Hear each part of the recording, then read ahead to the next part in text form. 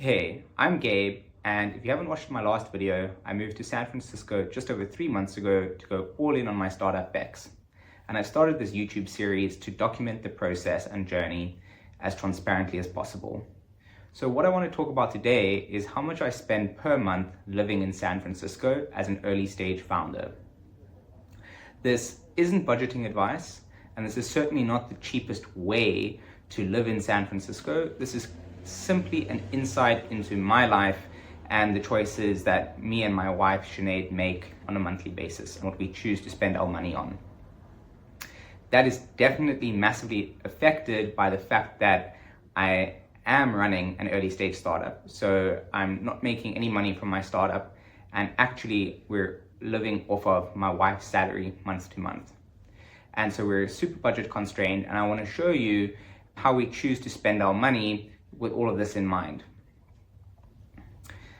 The other reason I want to talk about this is that although we know not to compare ourselves to others online, being an early stage startup founder is super lonely and super hard. And in fact, being any kind of risk taker is super lonely. And you can't really hope to compare yourself, but I really think it's more about trying to find people to relate to, who have similar stories to you that you can reach out to or that you can look up to or something like that. And I found that really difficult because the reality is that every single person is playing their own game and has a very different set of circumstances. Not better or worse, just different. I've spoken to so many founders who are lucky enough to have gone through a massive exit in the past, either of their own company or working at a big company that was acquired, and have a ton of savings. Or they are more established in their career, have been high earners for a while, and have now started to do their own startup, and again have loads of savings. Or they're still living with their parents and financially supported by their parents. Especially here in San Francisco, there are founders here starting at 16 years old, right? So only makes sense. There are even founders who are able to just raise millions of dollars based off of their previous reputation. Their startups haven't made any money yet, but they carry on going. That's super awesome for them, but that's not something I can relate to. I'm 27, or I'm going on 27, and I moved here to San Francisco with my wife Sinead with about $5,000 in savings, and we wiped that all out in our first month. As I said, Bex doesn't bring in any money right now, so we're living solely off of my wife's paycheck. So I'm going to show you how we budget that on a monthly basis and how we decide, or why we decide to spend our money on certain things. So to kick that off, Sinead brings in about $4,500 every month after tax. Our biggest expense is our rent. We currently stay in the Dolores Heights area of San Francisco, and our rent is about $2,450 per month. After that, our next biggest expense is our grocery bill, as you might expect. So again, as I said, this is not the cheapest way to live in San Francisco. Although we do like to buy in bulk and we do try and eat as cheaply as possible during the week, we definitely could save money here. But with that said, our bill is anywhere between $80 and $150 per week. So on the safe side, I'd say that our monthly grocery bill is about $500 per month. Next, entertainment. This is, again, one of our biggest expenses and something that could be cut out, but it's something that we're not willing to do. And the reason I'm not willing to do that is this isn't my first startup, and I've learned not to put my life on hold when doing difficult things and feeling stressed, because it actually gives you the energy to do this longer, to persist longer. And I'll chat about that once I've got through the budget. But with that in mind, I'd say we spend about $150 per weekend. That's mainly when we spend our entertainment. Like, we don't really go out or do anything during the week. We're quite boring. And we spend about $150 per weekend, so about $600 per month on entertainment. Our next biggest expense is our dog, Rocky. We adopted Rocky after living in San Francisco for 1 month. So probably not the smartest thing for a couple to do, only being in a city for such a short period of time. But we saw him on the Nextdoor app, fell in love with him, and we've been wanting a dog for about 5 years. And it just happened, and he's been an absolute a game changer for my mental health. Just being able to take him out a few times a day, go for a walk with him, spend time with him has been huge. It's actually given me the necessary slowdown I've needed and the mental health boost I've needed. He's been awesome, and he costs us about $300 per month. It's about $100 per month in pet food, $100 per month in pet insurance, and roughly about $100 per month in flea and tick medication and some other sundry things. So he's about $300 per month. After that, we spend about $200 per month on a gym membership. That's for both Sinead and myself. And then after that, we have our AT&T bill, and that's about $160 per month for the two of us.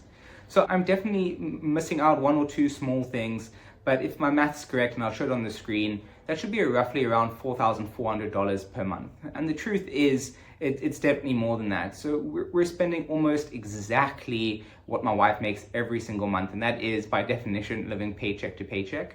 And yeah, it's been super freaking stressful. Moving to a new country, wiping out all your savings. We have a wedding at the end of the year. We want to have kids next year. These are big things that typically you'd save up for, but we're taking the risk, and we've made the decision together as a family that we're willing to take this risk right now. That being said, we've definitely time boxed it. We recently have had to pivot backs, and that'll be in the next video, but we're giving ourselves until the 30th of August to make Bex work, bring in some money, and then we'll carry on. And if we can't hit that milestone, probably about 5K MRR, I'd say, we will start looking for a job. When I say we, I mean me and my co-founder. And I don't know if that will be something that is permanent or if that will be something that is a contractor position, but we'll definitely start looking for outside income and start taking it from there. So other things I just wanted to discuss essentially on my earlier point about people with different stories. You often look on X and on LinkedIn and you see these people who put themselves out as if they are full-time founders. And they're not trying to necessarily be disingenuous, but you'll just see CEO and founder of the startup. And sometimes it goes through my head, I'm like, wow, that's so impressive. How are they supporting themselves? They must have a load of savings. Or like, well, how are they supporting themselves at this early stage when I know they're not really making money? And I know I've done this, so I think it's worth sometimes taking the glaze off people's eyes, which is a lot of founders are working part-time as a fractional consultant across different companies to support themselves while they're working on their dreams. I've done that for the last probably 3 years. So I know I'm one of them, but yeah, I just glamorized a lot of founders, and after speaking to them and meeting with them and realizing the reality, I was like, wow, okay, I'm not alone. And that's kind of like the point I wanted to say earlier about relating to people. So when you find the truth behind these scenarios and brush off the romanticization of being a founder, it really does give you that sense of belonging and knowing that you're not alone, and that there's no doing something the right way, but just that there's comfort in knowing that others are going through the same thing. With that said, I want to talk about the mindset that I feel like I've developed to cope with the stress and pressure of not having an income on a monthly basis and destroying my savings. So I think the really important skill to develop as a founder or anyone that takes especially long-term risks, where there's a lot of uncertainty. So this is a skill to deal with a lot of uncertainty that I feel like I've had to develop.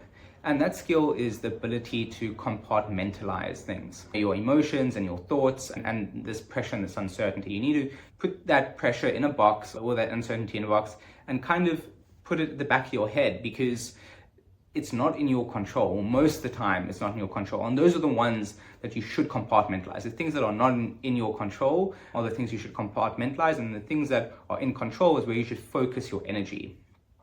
And really, it can be quite difficult to compartmentalize these things. You need a lot of emotional energy to do that.